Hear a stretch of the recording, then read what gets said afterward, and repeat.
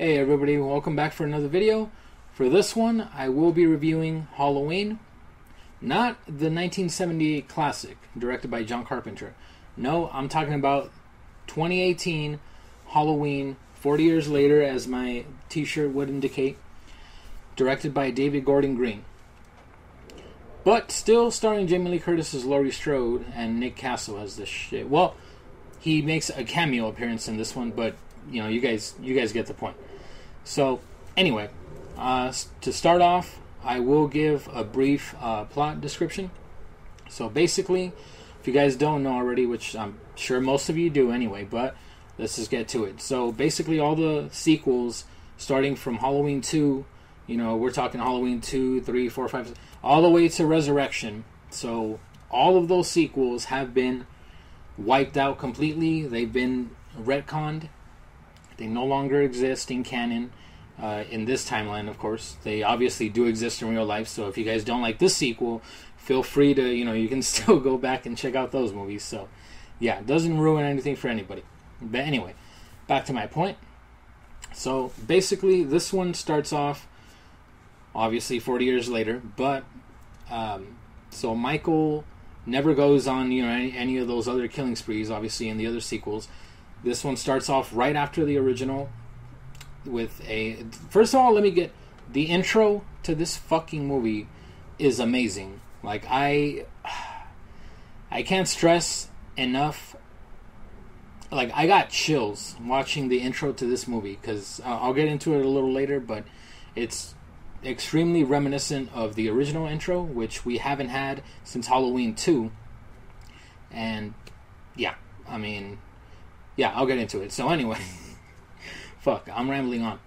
Anyway, guys, so it starts off, Smith's Grove Sanitarium. Michael still hasn't said a word in 40 years.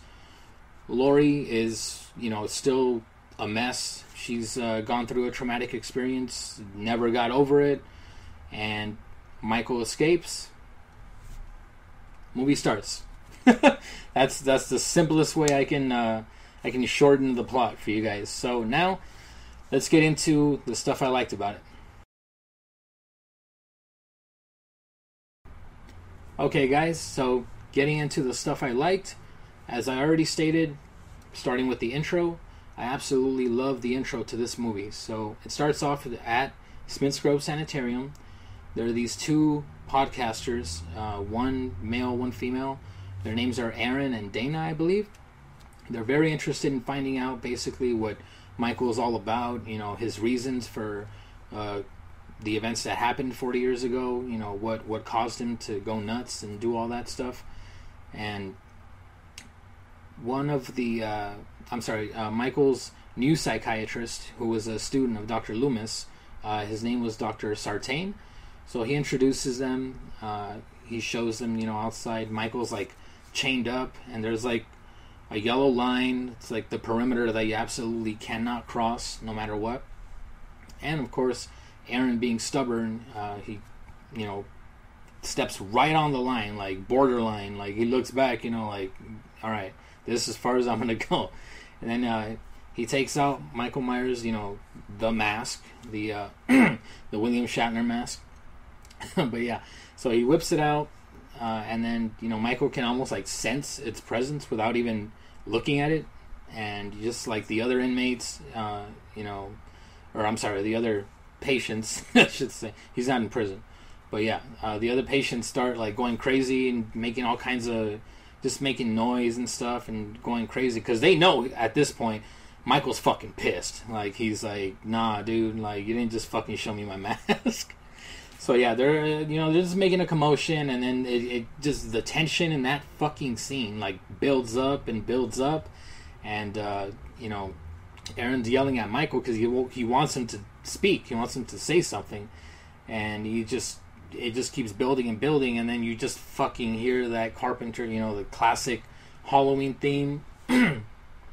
The credits start, and it's what I thought was so fucking cool about that intro was it's the exact 1978 Halloween pumpkin from the intro credits, but it's like all rotted and stuff, it's rotting away, and it slowly, as the credits are going, it slowly starts like inflating and actually becomes the pumpkin as we saw it in the original credits, which to me that was kind of symbolic. It's like Michael's been rotting away at Smith's Grove Sanitarium, and now that the movie's starting, like, he's coming back. I thought that was fucking cool as shit. Yeah, I mean, what can I say?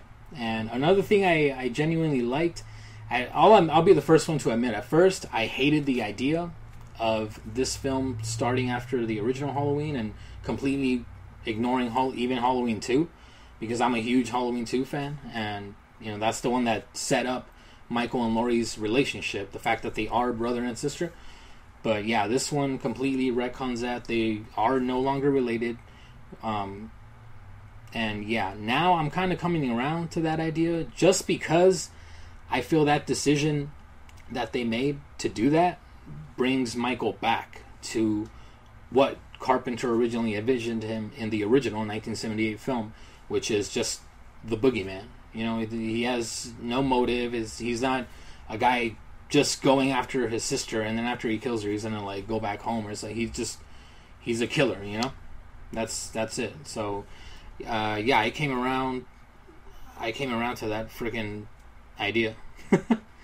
And I also love the fact that Nick Castle makes a cameo as the Shape, as Michael Myers, the very first time him and Laurie Strode see each other in this film. Just kind of a little nod back to the original. So thought that was pretty cool, and I did enjoy, as much as it's weird because they retconned all the sequels, but at the same time they also pay homage to them. Like, for example, the biggest example I can think of off the top of my head is obviously the Halloween 3 masks. The witch, the skull, and the pumpkin they're like trick-or-treaters walking around. I thought that was pretty cool, as well as there's a scene almost identical to Halloween H2O, the bathroom scene with both of the podcasters are in there. I thought that was the way probably the H2O scene should have turned out, because I don't think Michael would ever just not kill anybody. I don't know, it's weird. But yeah, so there's a scene in that. I don't know, there's little even subtle homages. Like, one example, well, you know what, I'll save that for a little later. I'll save that example for later. But yeah, there are various Easter eggs and references to the original film, as well as all the sequels, which you guys will enjoy. So I'll just leave it at that. One thing I don't even think I liked, I think I fucking loved about this film was the soundtrack. Like, the music in this film, fuck. Like, there's a scene where Michael is chasing Allison, which is Laurie Strode's granddaughter in this new timeline. He's chasing her around around Haddonfield, and just the score, like the music in that scene, it's fucking amazing. Like, I got chills. Like, I don't know, it was weird. It was almost like, I know it didn't sound exactly like it, but to me it kind of sounded like Phantasm a little bit, but with like a John Carpenter twist to it. I don't know. You guys have to listen to it to see what I'm talking about. But one thing I also, or I should say, another thing I actually loved about this was Laurie Strode as a character. This isn't the Laurie Strode we got in Halloween H2O and Resurrection. In this one, I truly believed her character arc. Like, I believe Laurie Strode, even 40 years later, would still be traumatized by the events that happened in 1978. Because yeah, I mean, who wouldn't? You know, your friends get freaking butchered, and yeah. Oh man. And the last two things I really enjoyed about this film was James Jude Courtney as the Shape, aka Michael Myers, which honestly I didn't know what to think at first. You know, yeah, I wasn't expecting much. I mean, I was hoping he'd be good, but I didn't think I was gonna enjoy it as much as I did. You know, his performance, that is. Yeah, this guy freaking pulled it off in my book. Like, his walk, I don't know, it's kind of weird to explain. Like, to me, he kind of had a little mix of like Nick Castle, you know, Myers, and Dick Warlock's walk, like in Halloween 2. Yeah, especially that scene where like the cameras it's a really long scene, and it follows him like picking up the hammer, going to the Elrod house, you know, killing her, picking up the butcher knife, going around the neighborhood, going to like a random girl's house and just like killing her. Yeah, it was I gotta give him credit. That was an interesting sequence. It was a pretty long take, but yeah, as far as like his movements, yeah, it very much reminded me of Nick Castle and Dick Warlock's performances. And yeah, I mean, he got the freaking walk down. He got, you know, the mannerisms correct. In my opinion, he freaking nailed it. And for the first time in a while, in a good while, I should say, I believed Michael Myers was actually threatening again, and it was just pretty cool to see that. You know, he's not getting kicked by like Busta Rhymes in this one or some shit like that. But yeah, it was pretty cool. It was refreshing to finally see Michael as a serious threat again, and not like a punchline or something. You know, so yeah, that was pretty cool. And the last thing, the mask. I think they pulled off the mask just amazing. I mean, it looks great. And don't get me wrong, you know, I know realistically they had to take some liberties with how a 40-year-old mask would age, because we all know it wouldn't look like that. But hey, movie magic, right? So yeah, the mask, I think it very much looks like that is the mask from the 1978 one, because we all know the sequels had some like, especially 4, like Halloween 4. Don't get me wrong, I love the movie, but yeah, that mask needed a little work in my opinion. And you know, I mean, there have been worse things, you know, in the Halloween franchise. Like, let's not forget the CGI mask in H2O. So yeah, this mask I thought was freaking great. I loved just everything about it. I mean, you know, like, they aged it well. It's believable in my opinion. As, I mean, movie, you know, believable as it can get. And yeah, that's really all I can say for things I loved about this movie. Now let's get into things I didn't like. Okay guys, now on to the things I didn't like about this movie, which honestly are not that many, but they did bug me a lot. So, first thing, some of these characters in this film make absurdly, I'm talking stupid decisions. Like, for example, the father and son characters, they're driving down the road and they see the bus crash that Michael sprung out of.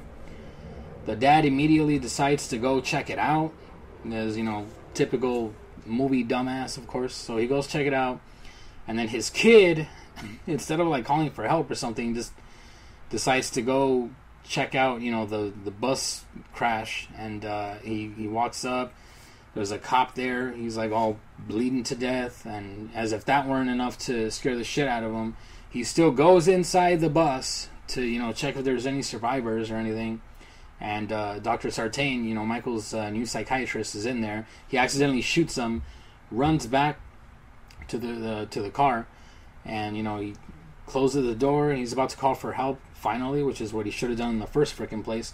And then, of course, we see Michael's already in the back seat, and I was surprised actually, because Michael kills the kid. He like snaps his neck, and I'm sitting there and I'm just like, fuck, like, how stupid can you be, dude? Like, I'm sorry, if that were me, I would have fucking left. As soon as I saw a bus crash, like a bunch of, a bunch of patients, you know, crazies and stuff walking around the road. Nah, fuck that. I'm out. Like, bye. So yeah, that scene really bugged me. And the fact that I'm telling you, I was genuinely surprised that he actually kills the kid. He snaps his neck, and then I kind of felt bad because I was just so pissed off at the decisions that character was making. So I'm just like, all right, fuck you. Like, I don't even care that you just. Oh man. Okay, that sounds fucking horrible, but yeah, hey, at least Michael made it snappy, right? So yeah, I'm pretty sure he didn't feel a thing. He just freaking cracked his neck, like. And oddly enough, I will say this: that scene actually reminded me of Annie's death from the original 1978 Halloween. I don't know if, you know, I don't know if David Gordon Green and Danny McBride, you know, wrote that purposely to kind of pay homage to that scene, but that's definitely the vibe that I got. And if you guys got that, you know, let me know. I don't know. Maybe it's just me. But yeah, so that's one thing I didn't like, definitely. Another thing is, as much... Okay, don't get me wrong. I know it's already been established. Halloween 2 through Resurrection do not exist anymore. But I thought it was kind of a missed opportunity not to bring the Jamie Lloyd character back. Or at least... I would have even accepted having Danielle Harris just come back and play, even if it's a different, you know, completely new character, which it is. Her name's Karen now, you know, her new daughter in this new timeline. So, I don't know, just as a Halloween fan, I feel a lot of Halloween fans, not just myself, would have, that's like as far as horror movies go, that's like the mother-daughter reunion everybody kind of wanted to see, I feel, you know, in the Halloween franchise, which... we never got, but I mean, it is what it is. You know, nothing against Judy Greer. Like, I genuinely enjoyed her character. I liked her performance. I thought it was very, you know, her character was very flawed in a way. Like, you could believe, like, she's as traumatized as Laurie in a way, but because of Laurie's trauma, you know what I mean? It kind of trickled down, like, to her. It's kind of, yeah, I liked their dynamic, you know. That she kind of loathes her because of that. She just can't let go. Almost like the whole, you know, Josh Hartnett and Jamie Lee Curtis had, you know, in H2O, kind of that same dynamic in a way. So yeah, nothing against her, but yeah, I feel like, you know, going back to what I was saying, I feel like having Danielle Harris in this film, even to like a small extent, a cameo, whatever, like would have been a cool little nod. Anyway, so. The main thing I had a problem with in this film was, I have to say, Dr. Sartain, you know, Michael's new psychiatrist. In the third act, spoilers, by the way. So pretty much, they run Michael over, and we're led to believe that he is dead. Like, we're talking like some GTA shit. They just like run his ass over, run him down. It's Officer Hawkins is in the car driving. He's the one that runs him over, and he's threatening to shoot him even though he's dead, you know. So he's about to shoot him, and Michael's psychiatrist takes out, you know, like a surgical tool and freaking stabs him with it repeatedly. He, like, yeah, this dude is dead. Like, there's no coming back from that. He stabs him multiple times, and he just... he puts on Michael Myers' mask. He grabs Michael's body, throws it in the car, which Allison, Laurie's granddaughter, is in. And he says he's going to take Michael's body to where Laurie is, because he believes, you know, the thought of killing her, like, is what keeps Michael alive. And I don't know. I thought that was very unnecessary. I didn't really like that at all. It totally fucking killed my mood for the movie. Like, I was very into it. I was heavily invested in it. And then when that happened, I'm just kind of like, you know, like, did that just really happen? I don't know. It was very, okay, so they retcon, you know, all the sequels, but yet, that was, to me anyway, that was very, you know, I don't need anybody helping Michael. I don't need anybody sympathizing with Michael. It was very Men in Black for me, from, you know, Halloween's 4, 5, and 6, that whole Thorn storyline, that's what it kind of reminded me of. And it just, I don't need that. It's like, if I want that, I'll go back and watch those movies, which you guys are now retconning. You guys are not including this, so why, I don't know. It was just very dumb, in my opinion. It was unnecessary. I certainly didn't like it. Other than that, once he does bring them back to Laurie's little, like, I don't know what the hell you want to call it. It's like a fucking trap. It's not even a house. It's a trap, So yeah, once they get there, the movie picks up after that for me. It brought me back. It brought my mood back. So it didn't totally ruin the movie for me, but yeah, it was. If they could edit that out, if they could cut that out of the whole movie, as well as like some of the high school stuff, I could have also done without that stuff. Other than that, I loved it. Like I loved, like I said, I love the music. James Jude Courtney as the new Michael. They're supposedly doing a sequel to this, which I just hope they don't crank them out, because I know Blumhouse is kind of infamous for that. With the whole. I just don't want it to be like Paranormal Activity or Saw, where you have like a new Halloween movie rushed out, every October, just to have, like, just to do it, So I want fleshed out characters. I want a good storyline. I want a good script. And yeah, I just don't want it to be like another Halloween 5 incident where they were competing with themselves with Halloween 4, barely coming out like on home video and stuff back in the day. Yeah. So really hope they don't do that. Let's see what else. I think that's like the main thing I hated about the movie, honestly. Everything else, Jamie Lee Curtis was amazing as always. I don't know where the storyline can go from here, because they did obviously leave it ambiguous with that ending. Not to spoil anything, but yeah. Sequel. So yeah, hopefully, I'm just hoping they just don't crank them out just to crank them out, is what I'm saying. That's all I want. I want to see a good movie. I want to be entertained. I don't want to go see another cash grab sequel to this franchise. I want every entry from here on to be good. That's all I want. So yeah, that's about all I'm going to say. Hope you guys enjoyed the video. I certainly enjoyed it. I've seen it twice just to get a good feel for it. I didn't want to see it once and just, yeah. I always like to get a feel for these movies before I review them for you guys. So yeah, hopefully you guys enjoyed it, and thank you guys so much for watching, and I'll see you guys for the next review.